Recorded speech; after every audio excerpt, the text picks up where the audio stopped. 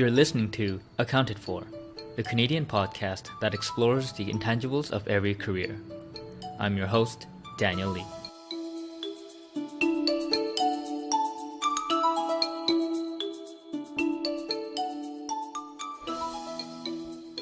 What's up, ladies and gentlemen? It's another amazing Wednesday and another great day to listen to another conversation to get inspired. But first, this podcast is brought to you by OMD Ventures, my platform for everything focused on human capital investing. If you don't know what that means, that's a great reason to go check out my site. You can find it all on omdventures.com. And you can find all kinds of weekly content that I pump out, from my weekly newsletter, my weekly article, podcast, and now also a vlog as well. If you're not subscribed to the newsletter, you are missing out, so sign up right away. All the links related to the vlog, the newsletter, the listener survey, everything's just in the description below. And, continue to support the community and actually be part of it too. I listen to a lot of your feedback, and if you want to reach out and grab coffee with me, I actually grab a lot of coffees with a lot of my listeners. Surprise, surprise. Also, if you want to help out the podcast, it would be great if you left a 5-star review, or if you rated it 5 stars, and then you left the review on iTunes. And for the Android users, I think you can leave a review on cast.fm if that's the player you listen to. But yeah, otherwise, I don't know. Just spread the word. Tell more people about it. That's honestly the best way. More listeners, the better, because I just really want more people to hear all these cool stories and just get inspired and do even cooler shit. And so today's guest is Megan Tong, who has also done cool shit herself. She is the co-founder of Kanga Aussie Meat Pies. If you don't know what an Australian meat pie is, I suggest you Google it and immediately try to go get one and eat it. If you're a Toronto listener, you're in luck, because Kanga's Aussie Meat Pie is based out of Toronto, and they're awesome. They're actually fantastic. I'm biased because I've been a long fan of Kanga Meat Pies before I even knew Megan. And so this was a great chat for me. Megan started her journey as an accountant, just like me, and she's also the alumni of the University of Waterloo. Yes. Though she was an accountant, she really found her way to her passion of microfinance early. Like, she was actually focused on microfinance, and then after even getting that dream job, she left it all to take on this entrepreneurial journey of opening a restaurant. And like I said before, I've been a big fan of Kanga long before I knew Megan, and our chat really just goes through the whole story of how she started the company, operated it, and eventually how she even got to sell the company, the business itself. We really also touch upon how Kanga is not how she, quote unquote, retired and gained her financial freedom, but it was actually through her side hustle to her entrepreneurship, which was real estate. And so there's a kind of a kicker in the story about that as well. This was generally a very insightful conversation into the restaurant business that I wasn't too familiar with, and you just get a lot of great insights out of that. And we also crush these common myths about selling businesses, and not to mention we just focus on this idea of just trying to focus on having fun in your everyday life. And that is this constant guiding principle that really helped Megan just do all these cool ventures she did, and even now to her current venture of trying to help people in their personal finance. And so this was a cool conversation with a really fun entrepreneur. And so I really hope you enjoy my conversation with Megan Tong.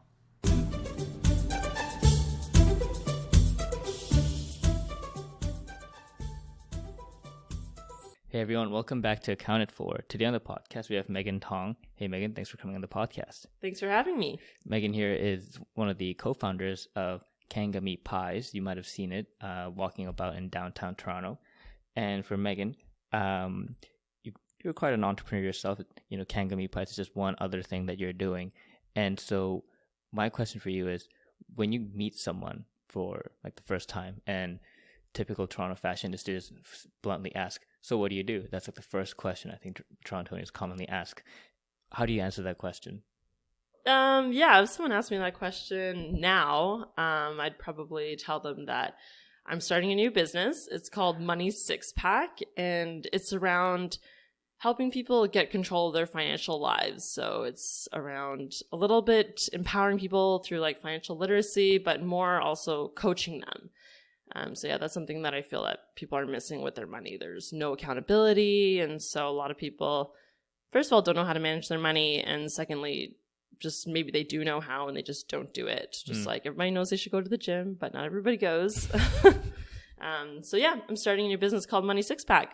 Okay, so last time we spoke about it, like you're telling me that, yeah, this is an idea, you were testing it out, so now it's like a full-fledged thing. Yeah, well, I don't know if it's much more baked than the last time we talked, honestly. It's in process. It's baking. Yeah. Well, I think that's something that you're very familiar with in terms of constantly baking out the process. But when we first spoke, you mentioned about how, making money was always like a big part of why you did, what you did, and how you always had this idea of that you wanted to be rich, you wanted to be wealthy. And I'm wondering, was that how early was that baked into your mindset? Was it as like a child, you always had a fascination with, wealth and finances? Yeah, I think it was from when I was a kid, probably. I mean, yeah, I've always been interested in money and how to have a lot of it and how to be able to do anything that I wanted to do.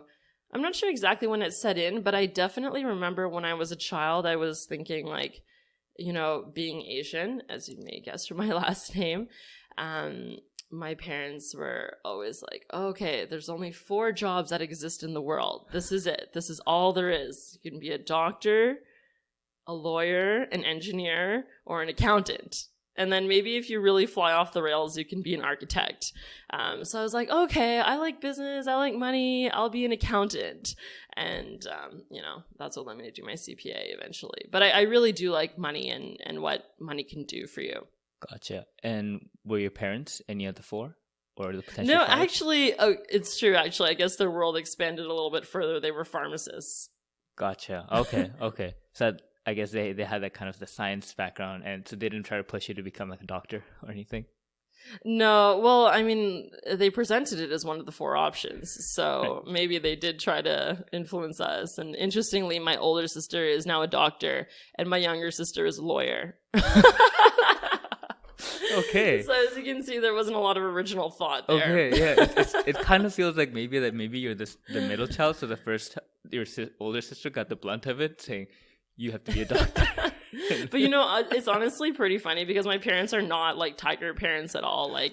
My sister, she actually went to become an engineer, and then eventually she went into medicine, and then I started off as an accountant, and then I eventually had my own business making meat pies, which my parents were extremely supportive of. Okay. And my little sister, she was just she was doing marketing, and then she kind of had a gap year in Shanghai. Yeah.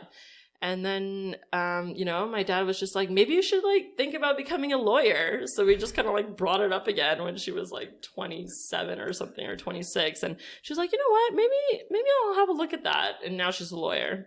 So nice. All right. Yeah.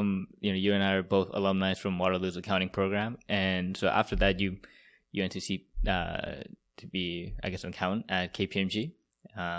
Same as me as well. That's where I got my taste of accounting as well. And after that, before going into the meat pies, you exited into MasterCard Foundation as a financial analyst at that point. And it seems that what was your kind of mentality then? Was it taking the common route of this is what most people do, they get the letters, and then they just go into, one of the industry jobs?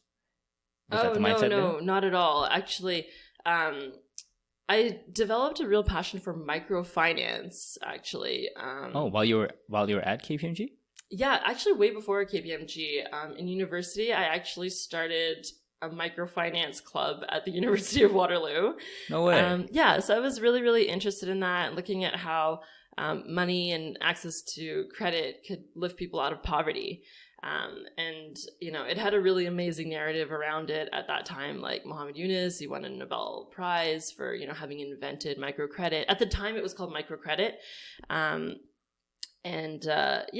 The promise of giving a poor person a small amount of money, giving them the means to buy themselves assets that they could then produce income with, and thereby lift their family out of poverty, was really like an amazing idea, right? Like, so instead of just having somebody like weave baskets or something, like giving them the money so that they could buy chicken, so that they could like get eggs and sell the eggs and then use the proceeds to send their children to school, for example. So that's kind of the whole narrative around it back then. Now people understand that it's a lot more complicated than that. But anyways, I was always really, really interested in microfinance, microcredit, and I wasn't looking for a job at all, actually. And when I was at KPMG, I was happy there. And my friend just said, "Hey, Megan, there's this amazing job for this this not-for-profit called MasterCard Foundation, and their mandates are to do microfinance and education projects in sub-Saharan Africa." So that's why I left, really, because it was such a good fit. Like, it was totally, I was really passionate about it. And yeah, it was a great opportunity, but I wasn't looking at the time. Okay. And how did you even get passionate about microfinance? Was that a thing that you always had as growing up as well, that you wanted to help countries in poverty or, you know, third world countries? What was about like microfinance that just triggered you as, this is it? Like, this, it's, you know, so clear, so obvious. Yeah, I think from an early age, I always felt like, wow, the world just like does not make sense at all. Like, as an example, you know, I went to the St. Lawrence market the other day, and I'm sitting there eating oysters with my girlfriend, and we put away like, you know, more than a dozen each. And we go to pay, and it's like over $40 and whatever. I didn't care about it at all. But I'm thinking to myself, wow, I just ate like more than $40 worth of oysters. And there's people who don't have food to feed their children. There's literally people who are starving. Like, this is not okay. And this is, you know, the world is, it's a great place. But in that respect, like the disparities between rich and poor, is totally broken. So I've always kind of felt that way. I don't know from what age, but from a young age. Yeah, so just thinking about ways that I could help. And yeah, at the time when I was in university, I thought microfinance was really, really, really interesting. Yeah, and I was always really interested in like environmental projects as well. So yeah, just feeding that throughout my life, like that interest, I guess. Like, I just organized an auction to donate the proceeds to Oxfam to end world hunger. So I'm still finding ways to help in that area. Mm-hmm. It's really important to me. And in terms of the, as you just mentioned about, you know, hunger, obviously world hunger is different, but we now kind of catch upon this, I guess, segue into your restaurant business, Kanga Meat Pies. And so I know what an Australian meat pie is, but for someone who doesn't know what an Australian meat pie is, how would you describe it? And this is difficult because you can't show a picture of it. So how would you describe it to someone just by audio? Oh yeah, no problem. This is an easy question for me. So what makes an Australian meat pie different than regular meat pies is that they have a really flaky pastry on top. So think of kind of almost like a croissant or like a puff pastry on top. It is a puff pastry on top, and it's personal size. So it actually fits in your hands. It's meant to be eaten like a hamburger. And the filling inside is usually, well, it's a savory filling, but it's also really gravy. So it's really saucy. Not like the Canadian tortilla, which is very dry. It has a lot of delicious beef and gravy or chicken and gravy inside.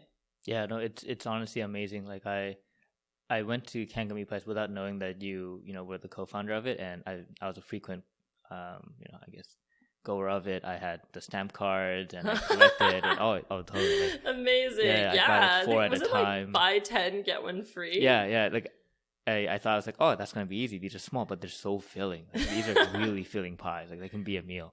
Yeah, they're delicious. And so you told me about how, you know, the first inkling of, you know, setting up Kanga Meat Pies came out when you and your, I guess, who became a co-founder at the time, went to a food venue, and you guys thought, you know what, we can do something like this, and you had just come back from Australia, and you thought, okay, let's do meat pies.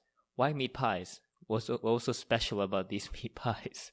Why meat pies? Oh, just like, you know, I was sitting there chatting with my friend Erin and Monica as well, and Erin and I were telling Monica, Erin's my co-founder with Kanga, and she had been living in Australia, or she had lived in Australia for a number of months, and I had just returned. So we were telling Monica about these amazing meat pies that they have in Australia.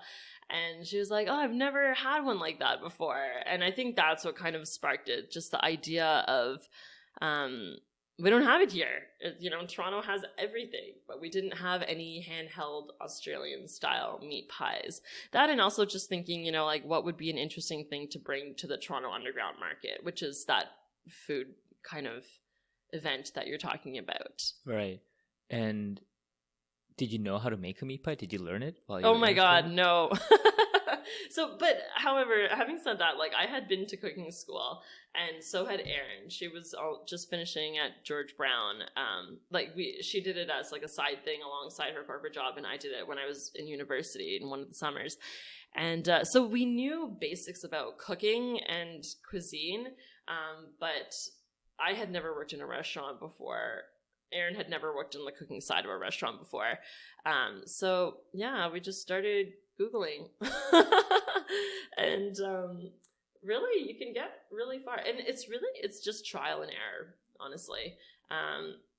So yeah, we started off with like the Martha Stewart pastry for puff pastry, and I think some other puff pastry, and then eventually we just like tweaked it until it had the effect that we wanted it to have. And same thing with the fillings. So yeah. Okay, wow. So you just constantly just made it, ate it, tried it out, and just constantly just repeatedly did that process, I guess. Yeah, wow. Yeah, exactly. And the thing is that, like, recipes, people are like, oh, it's the secret recipe, like, don't tell anyone the secret recipe. And in the food industry, it's really not about the recipe. The only place where it really is the recipe is like Coca-Cola, but everyone else, it's not about the recipe, because like you'll see lots of great restaurants that'll put out a cookbook with like all the recipes, but it doesn't mean you're going to go make it at home, right? It's also like the methodology. And like, you know what, even if you can make a pie at home and you can make it delicious, it's a ton of work. So you're generally not going to do that, right? So it's not about the secret recipe. It's often about methodology and also just, making it available. Yeah, and like you said, most people won't go out of their way to make a pie, and that's why I buy my pies. But you were the, I guess, anomaly out there where you said, we're gonna be the ones that make that pie. We're gonna make 500 pies by hand. Exactly. So that process, you told me how the first time you went to actually go sell Kanga Meat Pies, when it was the first revenue model there, was to go to I think it was like another food venue, or was it at Underground that you actually brought it? It was at the Toronto Underground Market. Okay, so you actually brought it there. That was the mission. You succeeded. You brought it. You had 500 meat pies. Like, what was that thought process like? Like, was that the whole goal the whole time while you're making these pies with your friend? Like that, okay, we're just going to sell it at the Underground. It's going to be fun. And that's just it. Like, no other like bigger dreams or hopes about it. Yes, exactly. We had no further plan for it. And Erin even told me later that like, someone approached her and was like, oh, you're starting a little business. And she literally just laughed at them, because she was like, no, it's not a business. It's just like a little project that we're doing. So it really, really started out as just a discreet little fun project that we wanted to do with no further thoughts on making it into anything else. And was it easy to set up in the Toronto Underground? Do you just apply and say, hey, we want to sell Australian meat pies? And they say, yeah. Well, is it easy? It was pretty I don't know if it was that easy. Like, we applied, we did a paper application, and then, we perfected our recipes over a number of months, and then we brought it to, like, trial day. So trial day is kind of like tryouts, where, like, everyone brings their food, and then, like, the top ones are selected to actually sell at the market. Yeah. I mean, there were lots of people at tryouts, and yeah, we were pretty excited that we got selected, actually. So was it hard? Now thinking back on it, like, I think at the time there were a lot of steps, but it's so funny because once you've accomplished something, you're like, no, that wasn't hard. You know what I mean? But yeah, like when you're actually going through it, it was, I guess, yeah, I could totally imagine that. Oh man, we got to fill out this paper application. Oh man, we gotta try out. We gotta get these all tested, and people are gonna eat it, and they're gonna judge us. And totally, yeah. We were like pretty stressed that first, not stressed, but kind of excited, anxious, apprehensive that first day that we had them try our pies. And I remember like getting the email or whatever it was that said that we got in. We were very, very excited. Yeah, I can imagine. And you told me how it was quite a success. All 500 pies were sold at Underground, it seems. Yeah, it was a huge success. So I think that's what gave us the taste that like this might be something bigger. When, you know, we just opened up and we saw like the huge line that we had, and you know, people ate everything at the market and they came back for a pie after they'd already eaten a pie, and they're like, this is the best thing here, it's so good. And they were just really, really excited about it, and they thought it was delicious, which it was. Yeah, no, I can attest to that. It is delicious. And so, but how did you get over that hurdle though then of, oh, this was just going to be one event. We were just going to do the Underground, but then now, what did you and Aaron talk about in terms of, okay, should we do a second one, a third one? How far are we going to take this? Yeah, so then we literally just kept doing these little pop-ups. Sometimes they were little, sometimes not so little. Yeah, there were other pop-ups at like music festivals and things like that. And then where it kind of like took the next step was when we signed up to do another Toronto Underground. So this was like way after the first one that we did. And we needed to make, instead of making 500, which was the normal number of servings that you were supposed to make for the market, we were supposed to make like 1,000 servings, 1,000 pies. Okay, it took us literally weeks to make 500 pies because the labor, it was such a long process to make the pies, because you have to fold them over. Like anyone who knows about pastry can understand, it's a layered pastry, so it's very, very labor intensive. So, you know, we were like, wow, it took us like 2.5 weeks to make 500 pies. So if we think about that, it's going to take us like 5 weeks to make these 1,000 pies. And we're like, no, there's no way we can make pies for 5 weeks, like after our day jobs. This is just way too crazy, way too much. So, you know, it was getting closer and closer to the event. It was getting to like 3.5 weeks to the event. So at this point, it's pretty much impossible for us to produce 1,000 pies because we don't have enough time. So it's like 3.5 weeks of the event. We're like, we need to find someone with equipment. We need to find someone with a dough sheeter so we don't have to roll this stuff out by hand, because this is not feasible. So we're thinking to ourselves, okay, we gotta find someone with a sheeter. We gotta find someone who has equipment. And you know, Aaron had talked to Dufflet, the person who owns Dufflet, which is a pastry shop in downtown Toronto. I mean, they do tons of wholesale. They're very, very big, like a big operation, I guess. And Dufflet was kind of one of Aaron's mentors at the time, and I think they were connected through George Brown, I'm not sure. And so she asked Dufflet, like, do you know anyone who can help us with these pies? And she said, like, oh, you know, I think Hot Oven Bakery makes these little pies, like kind of what you're making, you know, maybe you want to check that out. And so she did, and she saw the pies. They were small, just like the ones we wanted to make. And we ended up just calling the owner of the Hot Oven Bakery and asking if they could help us. And actually, interestingly, that spurred a relationship that lasted until now. So, yeah. And then they helped us make our pies, and we made them in like 3 days. Wow. Yeah. When you have the right equipment, it goes a lot faster. Yeah, I bet. And it's cool how, you know, you committed to it and you had this constraint, and then that kind of forced you guys to hit this inflection point of, okay, so should we reach out and have someone else make our pies? And now it's like, oh, we can do all this in like 3 days now. Yes, totally. It's honestly, when you look back on it, it is very step by step by step. And that's what I tell people, you know, if they want to start a business, I'm like, just start doing things. Just literally just start doing things. Start sharing it with people, telling people about what you're up to, you know, volunteering in the capacity that you're interested in. And yeah, as you do things, it leads to more things. And so that's what happened there, right? Like as we did these markets, yeah, eventually we reached this capacity constraint. We had to go solve our problem. We solved the problem, which opened up something else. Now we have somebody helping us make our pies. Now we can go to wholesale if we want to, because before Aaron and I were physically, like the two of us, rolling out all this dough, making all this pastry, it wasn't scalable by any means, right? But now that we had someone helping us make the pies, we could do anything with it.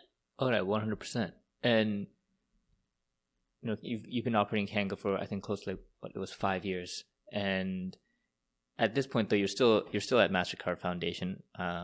And what was the process like to decide, okay, we're gonna make Kanga a full-time thing? When was that process? Yeah. Okay. So this is another thing where it's like step by step by step kind of thing. So we had someone to help us make our pies in the industry. We call that like a co-packer. So we had a co-packer who made our pies, and we thought, should we do wholesale? Should we do retail? At the time, Aaron and I were both working at our full-time jobs, and we thought, wholesale isn't the way we want to go because Australian meat pies are something new for people, so they don't know about them, want to give them a whole retail experience. Sorry. Before we made that decision, that was after we quit. Sorry. We were launching wholesale. So we did actually decide to sell our pies at like butcher shops and like cafes and things like that. So we were going to launch wholesale, and I was going to take a week off and go to Italy to just have a vacation. And then I thought, you know what? Instead of going to Italy, I actually would rather work on the business than go to Italy. So I already had this time booked off from work. So instead of going to Italy, I spent all these days like working like, all day on the business, all day and all night kind of thing. And I thought at the end of that week, I was like, this is so much fun. This is so much more fun than doing my job, or doing, the kind of normal office life, I guess. And I just thought, this is great. I should just do this full time. So I talked to my boyfriend at the time, who's now my husband, and he was really supportive. He was like, yeah, do it. And I was like, okay, great. So then probably a couple of weeks after, I told Erin, I was like, Erin, I'm going to quit my job. I'm going to work full time on Kanga. She's like, what? Well, if you're quitting your job, I'm going to quit mine too. Oh, so you decided even without telling her. And then she's like, okay, yeah. I'm going to do it too. I want to join you. Yeah. So then we both decided to quit our jobs. And I think we quit our jobs pretty much 1 year from the first time we sold a pie to the public. Wow. Yeah.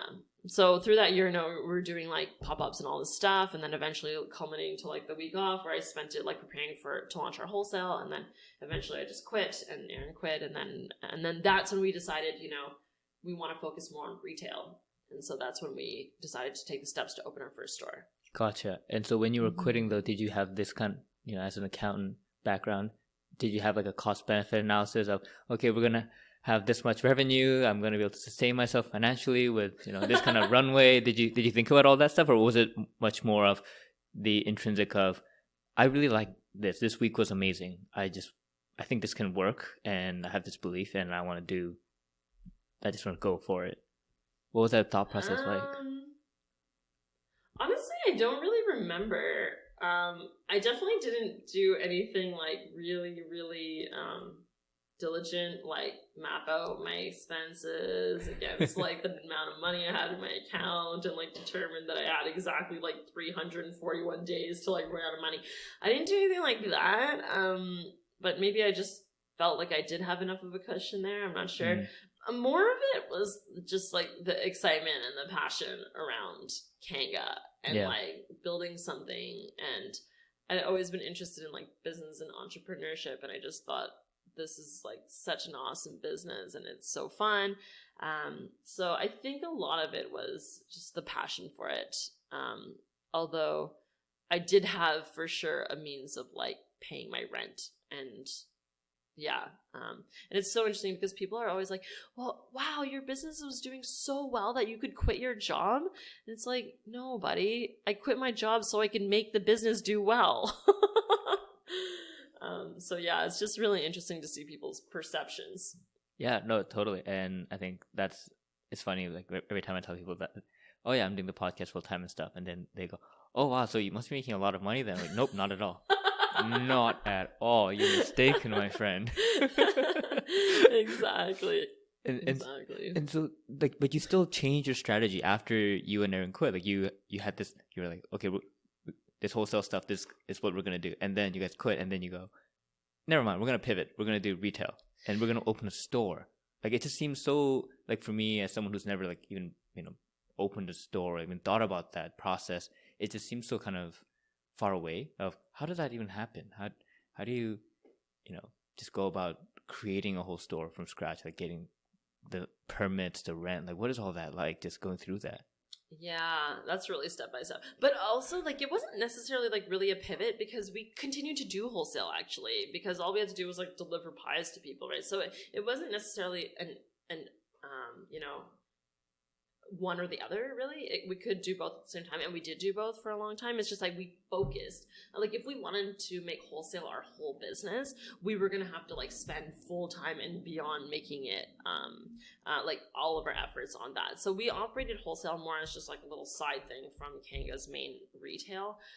But if we wanted to make wholesale our actual business, we would have had to like, start developing relationships with grocery. We'd have had to change like our whole like manufacturing and everything like that. So, or not manufacturing, but where we made the pies and everything. So for many reasons, we decided to not focus on wholesale, although we still did a little bit of it, and we decided to go the retail path.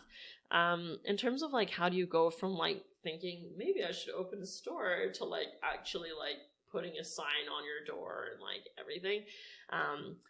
It is very, very step by step. Like, okay, you want to have a store. Okay, well, where should you have it? Who knows? Like we were literally like driving all around Toronto, like looking at different neighborhoods. Like, should it be in Little Italy? Should it be in the financial district? Should it be like up north? Like who knows, right? So really just, but what we did do a lot was try to find people to talk to. So we reached out to the owner of Prairie Girl Bakery, which has a model that's a little bit similar to ours in that she specializes in like one thing and just does that one thing really, really well.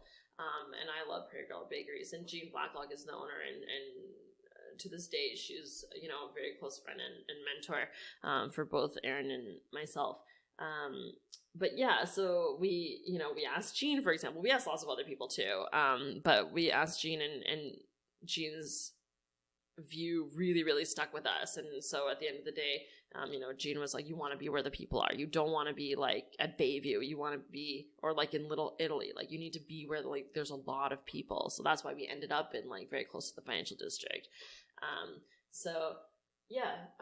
Really just asking people how to get to the next step, what they did. And then you just, make a list and start ticking things off. Find a location, find money, source appliances. And yeah, like you make like mistakes that are later hilarious. Can you tell me about one? Yeah. So one of the funny mistakes that we made after it was funny, at the time we were just like banging our heads on the table, was we thought, one of our friends told us, you should get your equipment at auction, like all your restaurant equipment at auction, because it's so cheap. It's so much cheaper. This is a person who owned a food truck. We're like, oh yeah, that's a great idea. So we go to the auction, we start buying all of our equipment. We buy our double ovens, our fryer, everything like that, right? Opening day. Or maybe it was like 2 days before opening or something. We go to light things up. The fryer doesn't work. The starter doesn't work. As it turns out, the starter on a fryer is like literally the most expensive thing on the whole fryer. So we have to have like the starter replaced for like $200. We paid like $250 for it, like at the auction, right? Also, when you're at an auction, like things are just getting bid up. We see other people there. It was super, super fun. Like it's a live auction, like with a real person being like, get a 5, get a 10, da, da, da, da, da. And we're like, yeah, we're like bidding is super fun. We got all this stuff, which we thought was like super cheap. It was super cheap compared to new.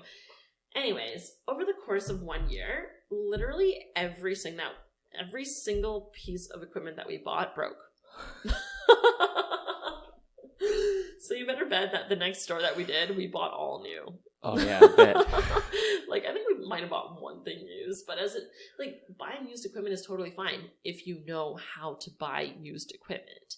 If you don't know jack shit about equipment, guess what? It's just like buying a car. You can't just like go to a lot and be like, hey, that one, it's red. I like red. Let me take that one home and it's $5,000. Okay, here's $5,000, right? Like you have to know something about cars to buy used cars. It's the same thing about restaurant equipment. So like the double ovens that we got, we didn't know this, but like they were like 12 years old. Oh. Wow. I didn't know they ran that long. Right? And all we had to do to like actually see the age of it was open the oven doors, and there's like a barcode at the bottom and it tells you the year that it was like made. Oh. And so the first time someone came to repair it, they looked at it and they're like, this oven is 12 years old. We were like, oh fuck. Anyways. Yeah, so you do things like that, but yeah, so you've been operating Kanga for about like 5 years, and I'd definitely be curious to like learn more about what are some things that people just are completely oblivious of like the real like things that are like really hard about actually running a restaurant.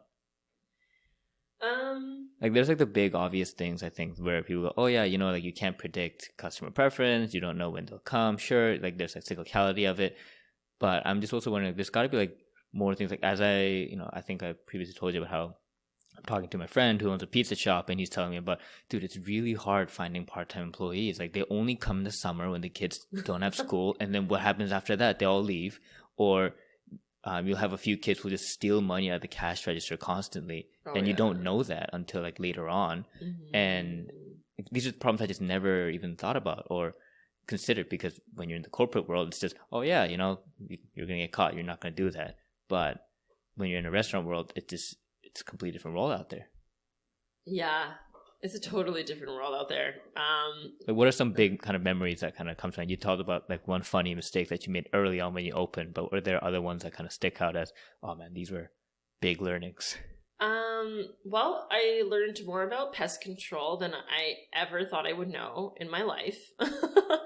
I can tell you all about how pests get in and how the measures that we take, that not just we, but like every restaurant everywhere takes to like keep them out. So that was one thing that was like, wow, I had no idea I would learn so much about like, you know, mice, rats, cockroaches, you name it, like random fly things. And like it sounds really bad, and like maybe it sounds really gross, I don't know, but I'll tell you that it's like every single restaurant everywhere and has to deal with that. And there's a reason that it's called pest control and not pest extermination, and that's because you never exterminate. You can't exterminate them. It's simply like, picture being in a war, and every day you go to battle, and some days you win and some days they win. And you go through periods where, you know, you're getting the upper hand, and then other periods where they got the upper hand. What is the upper hand when what does it look like when the pests get the upper hand? When the pests get the upper hand, well, I don't want to get too graphic, but like, you know, you'll just see like mouse droppings on the floor, and you're like, oh my god. Or maybe you know, maybe you'll see something that you're like, oh my god, okay, we need to get the upper hand. We need to like go into battle, we need to get reinforcements. You call your not your exterminator, your pest control man. He comes in with reinforcements, he does a bunch of stuff, you patch up a bunch of holes and things like that. But it's like, and Kanga does a really great job of it. So I don't want to put us in like a bad light and say that, like, no, they do a great job of it. It's just that like when you're in a place that's dense and there's garbage everywhere, like if you look outside of restaurants, they'll always have a dumpster. And guess what? That's like a buffet for mice, right? Like, and it's not, like I said, it's not specific to anyone. It's just every single restaurant. So that was one thing that I never imagined like dealing with so much. Other things that are interesting, well, really, I think the challenge of the food business is just that like you need to it's not really amenable to being a lifestyle business. So if you think like, okay, I'll just build it up and then it'll just like run itself into the future, and I'll just like collect myself like a little royalty and like that'll be great. No, it's not like that at all, because of all the things that you said. Like think about like there's like a colander and you're trying to catch some profit, but the colander has lots of holes in it. And if you're not there to like stop things from like leaking out the bottom, like stopping too much food waste, for example, stopping labor costs from running up, really a good restaurant makes 10% in profit. So I'll tell you that 10% will go away so fast you won't even know it hit you, if you're not diligently watching your business. And I'm sure your friend with the pizza place has probably experienced the same thing, right? Oh yeah, like I've been talking to him about, why don't you just get a manager, man? Why can't you just step away from it? Like, you just can't. You can't. It's so much easier said than done. You just can't. Yes, exactly. And I will say we were so lucky to have great managers. But and so they did help us stop up a lot of the holes, and they were amazing. And we did eventually get it to sort of get to step away from it a little bit. But the thing that that you still need to be doing is finding ways to drive sales. Like if you look at McDonald's and you look at like all the new things that they come out with all the time, it's amazing, right? They're constantly revamping their menu, introducing like McRib pizza, whatever this, McFlurry that, and developing new things because they know that they need to bring something new to their customers to keep them coming back. Something new and fresh. McCafe was launched. Those are huge, huge endeavors. And that's something that like your manager can't do, right? Like invent new types of pies, invent new types of promotions, find new ways to get people in the door, expand, find new locations. So you need, it's not one of those businesses that's just like 4-hour work week kind of thing, right? Or it can be, but you're not going to be pulling in a ton of money if you operate it like that. Yeah, 100%. Yeah, like that makes total sense. And for you then, what was that process like deciding to sell Kanga and deciding that, okay, this is the kind of end of my journey with this business? What was going through your head when you were thinking about that? Yeah, so a number of things were going through my head. We were getting hammered with a few things which are not extraordinary, but did make a bit of an impact. Like the minimum wage in Ontario was going up from like $11.40 to $14, which is pretty substantial. Labor is a huge, huge cost driver in restaurants. So, that would mean like the price of our pies to us was going up, like our labor at the store was going up and things like that. I know, for me, accounting businesses are evaluated based on their net income. So I saw we were going to take a hit on our net income that we would have to spend the next year or two like climbing back out of kind of thing. But more than external factors like that, I think I just felt like I didn't have like that passion, that fire for it that I had before. And I could see that it was really going to take, we were kind of at a place where it was just okay. And if we wanted to take it to that next level, it was going to require really big financial investment.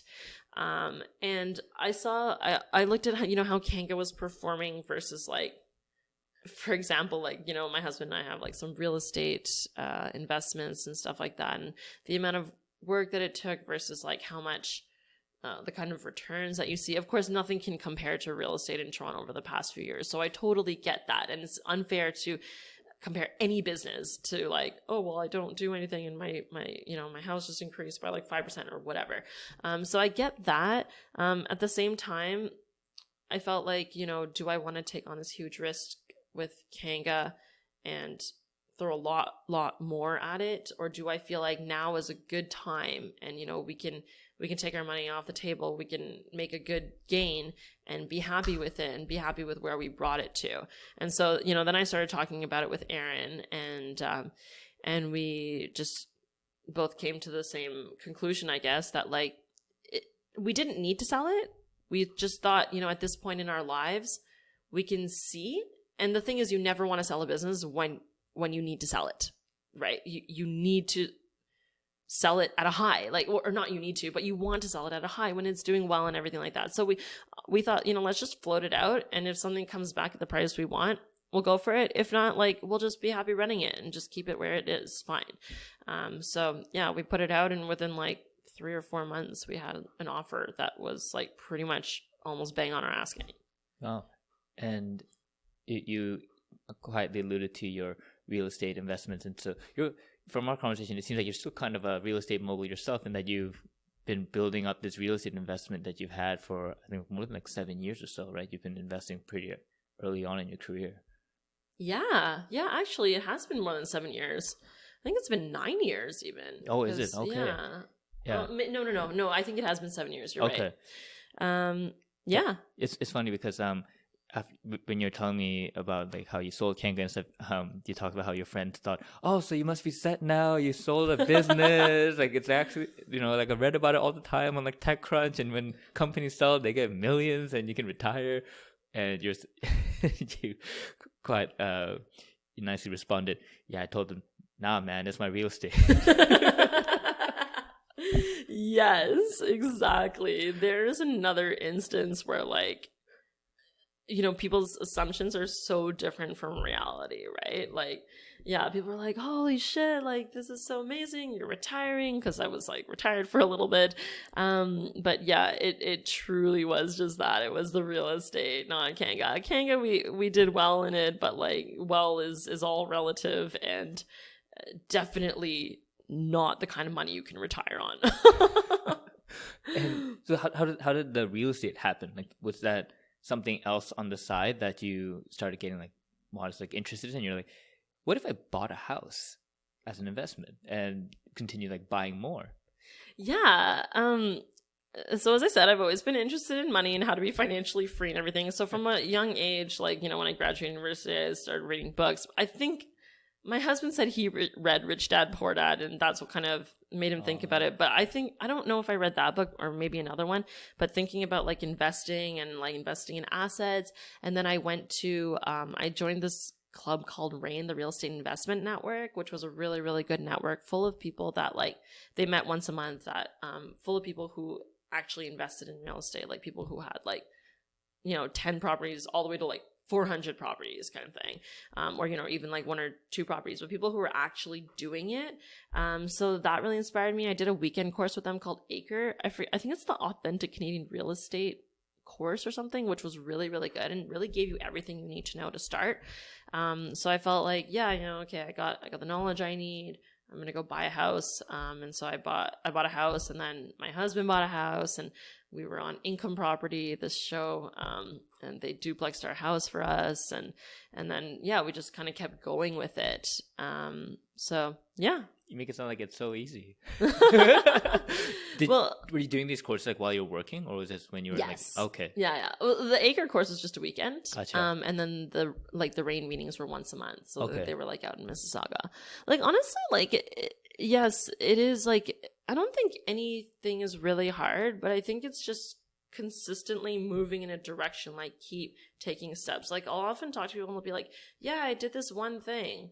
And then there's no follow-up from that. They don't take the second and the third and the fourth step. There's many, many, many steps between having 0 properties and having, 8 properties and like 15 doors on them. But it's really just like putting one foot in front of the other and just doing the actions. And yeah, so that's how real estate is too. First you have 1 house, and then you have 2 houses, and then you have 3 houses, and you take on a bigger renovation each time. So that's how you eventually get to have a portfolio that is, some people would think is pretty impressive. Yeah, and unfortunately for my listeners and for myself, we can't dig into that too deep given time constraints for our interview today. But I think that's something I would love to dig into in a future Sure. episode. But as we kind of hit upon like the closing rounds of our chat today, I think I kind of have an idea, but I'd still love to hear from you, like what this continuous journey you've had of, moving into MasterCard with this passion for microfinance and going into Kanga, and then, now creating your new venture of going into like personal finance. What is your North Star that you constantly look to like really motivate you constantly throughout this journey that you're taking?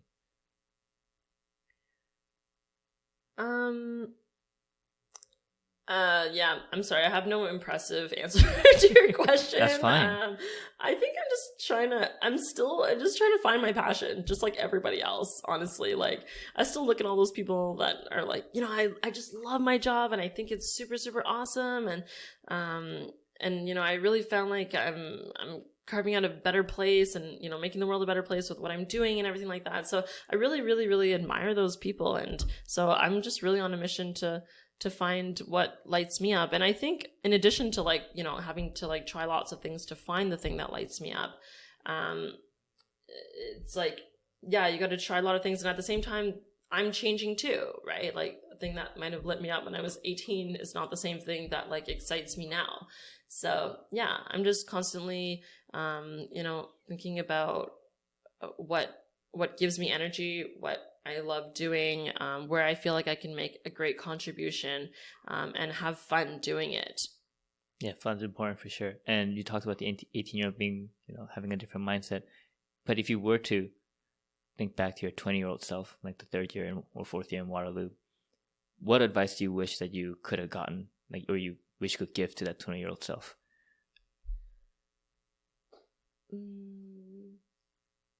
What advice would I give to my 20-year-old self? Have more fun. Yes. Put your worries into perspective. Like it's kind of, well, and that's the thing, right? Like a 30-year-old person looking at like an 18-year-old person's worries, it seems so piddly, right?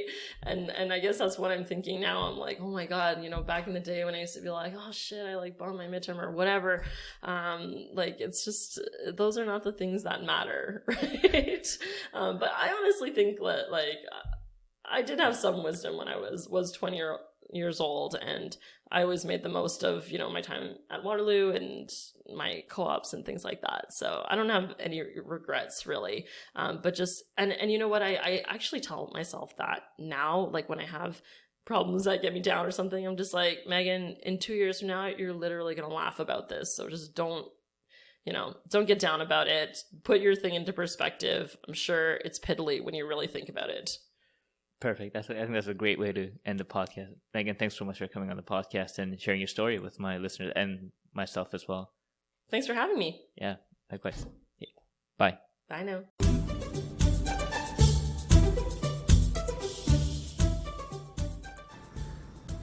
So thanks for listening to the podcast. If you enjoyed what you heard, please check out other episodes and don't forget to subscribe to stay up to date for the future episodes. Also, I would really appreciate it if you would leave a review on iTunes, Google Play, or Stitcher, whichever is applicable to you. To see past episodes, you can go to oldmandan.com/podcasts. Also, you can sign up to my weekly newsletter on my blog, oldmandan.com/newsletter. You can stay up to date with future podcast episodes that way, and included in the newsletter are my book reviews I write, my weekly article related to the domain of self-development systems, as well as 7 things I learned throughout the week on being healthy, wealthy, and wise. Finally, special thanks to icons8.com for allowing me to use their music, Tiny People, on the podcast. Great. I will see you all next time. Take care.